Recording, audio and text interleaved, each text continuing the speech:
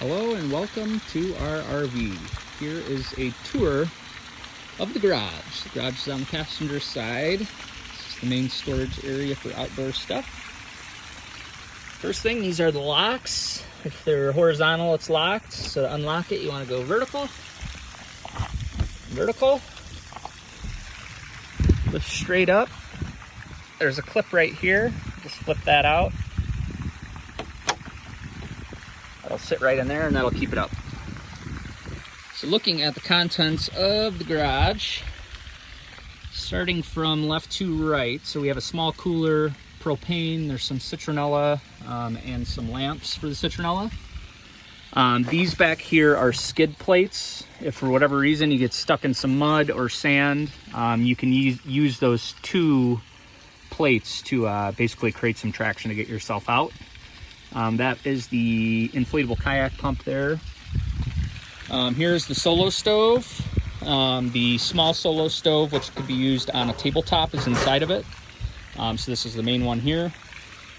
Yeti. This is the inflatable paddleboard. The pump and everything you need is inside of here, including the paddle. In the blue bags here, there's two long blue bags that go to the back of the garage. By long, I mean like 4 feet.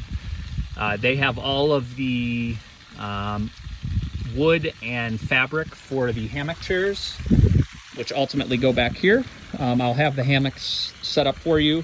It's basically a long pole that splits out, and you hang each hammock chair from that. There are directions in the blue bags on how to do that. It's a couple wood poles for each, and then the fabric.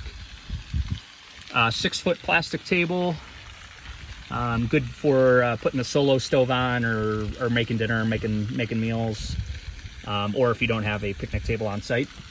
There are 2 of these Coleman fold-up chairs, and then there is one other fold-up chair that's not currently in here, but it will be in here.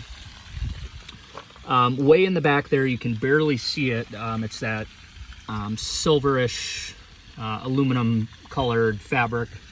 That goes on the front of the RV. That would basically be your privacy, and it'll help keep the RV warm or cool. So that goes over the front windshield and the 2 side windows. If you choose to use that, sometimes we use it, sometimes we don't. Here, of course, is the Blackstone. All of the tools for the Blackstone are inside. Propane connects here. It just slips right on. And then you use one of these tanks. The full tank is back here. There's a little bit left in this tank. Use the tanks to use the Blackstone.